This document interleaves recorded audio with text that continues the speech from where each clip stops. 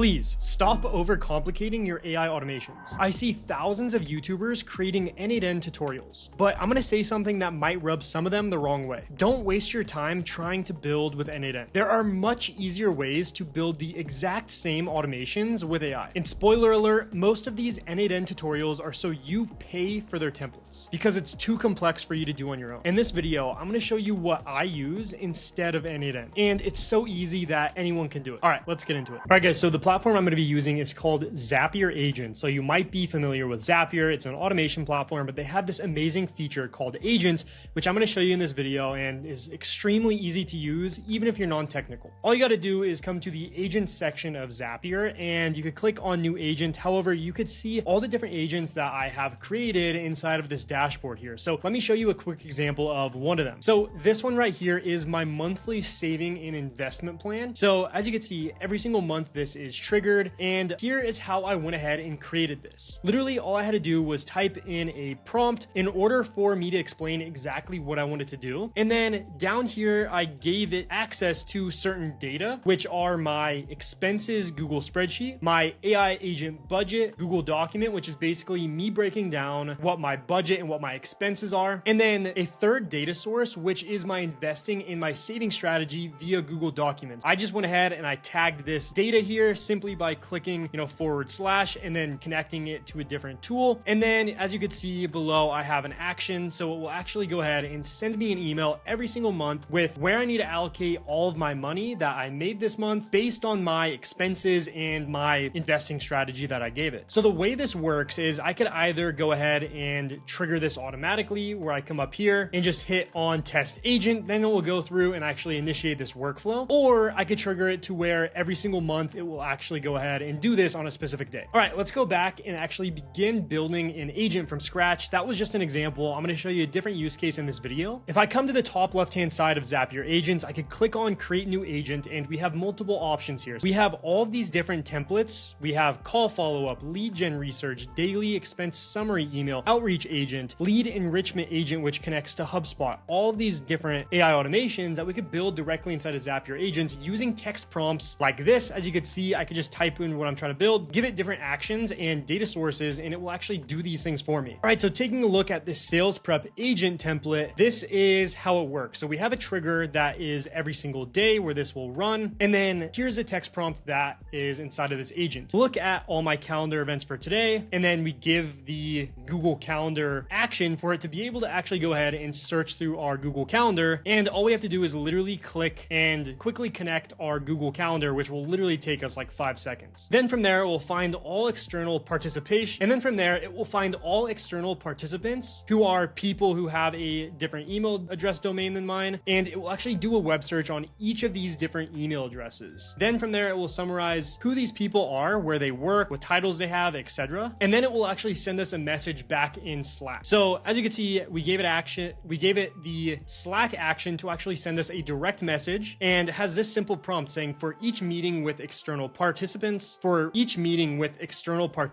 tell me the name of the meeting, time of the meeting, their name, and relevant information of each of these external participants. So I'm going to show you how easy it is to actually configure this for yourself right now. So I'm going to click on use this template, and all I have to do is go ahead and connect an account. It's as simple as coming here, clicking connect, and then just clicking on your Gmail here, and it will automatically log you in. You don't need to worry about OAuth authentication, just like you do in end-to-end, which can be an absolute pain. Now that we connected both our Google Calendar accounts and our Slack, we could go ahead and click on create agent. One more thing we need to do, we need to come into our instructions here and actually click on these icons here. Looks like I need to basically just select the calendar I wanted to view, which is just my email address. So now this is actually working properly for the Google Calendar integration. Next for Slack, I'm going to do the exact same thing for username. I'm just going to click on my username so it knows who exactly to send my direct messages to. And boom, just like that, our agent should be working now. Let me come over to the right-hand side and click on test agent. It's going to pull from my Google Calendar. Looks like it found 2 different events on my calendar. It was a pretty easy day today. So now what it's going to do is it's going to actually look at every single person in the meeting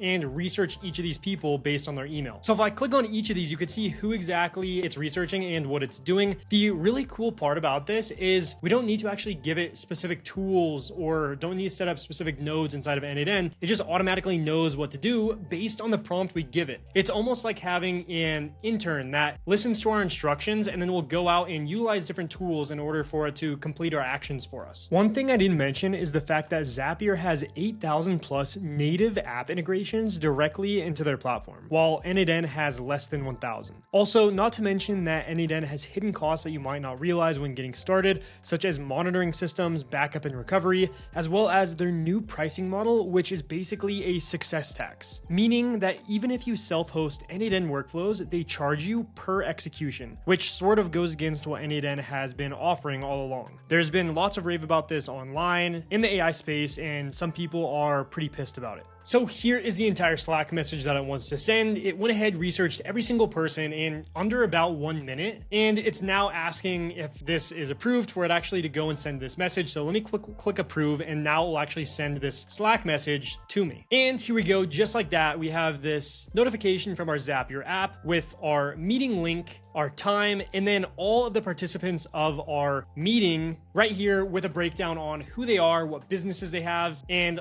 all that stuff that we need to know going into our meetings. Next up, if we want to make this live, all we have to do is click on this enable agent feature here. So now every single day, this trigger will actually go and initiate our workflow. What we could also do here is we could actually change how we want this trigger to happen. So we could make this be on demand. Whenever we go ahead and just like interact with our agent via like a chat, almost as if we're talking with ChatGPT, it could go ahead and search this for us. Or again, we could schedule this to every hour, every day, at the end of the day, beginning of the day, all that different stuff. But for now, let me click on demand so I could show you exactly how this works. So I just wrote this text prompt here in the chat saying, what about my meetings next week? And now we'll actually trigger this and begin searching next week. So it doesn't necessarily have to do this every single day or whatnot. You could interact with it and chat with it as if it's an agent like ChatGPT. Looks like it went ahead, researched some of my meetings from last week, and this is what it gave us, all this information. I no longer need to go and actually research these people. And I did this all in literally a couple minutes using Zapier agents, just writing out a text prompt. One thing I want to mention too is we could get really precise with our prompt. If we want a really short, concise answer and don't want all of this information, we could just come here and just say, I want this in a 2-sentence response. And that basically trains our agent on how we want it to interact with us. One other really cool feature inside of Zapier agents, which can be really useful, is we could actually create pods. So what a pod is essentially a group of AI agents that we can create that can interact with each other. So let's say we want one for our sales. So let's just call this sales pod. So think of these as our AI employees or agents that work specifically for sales. We could give access to different agents. So we have our sales prep agent that we actually just created. We could give it access to our calling assistant, which I set up with SynthFlow, which actually goes out and calls different businesses for me. And we could give it access to our email workflow, which is another agent that helps me manage my email inbox. Then all we do is click on add 3 agents to pod. And just like that, we have a dashboard that shows every single pod activity we've had across all of our different agents. So you can see these are all the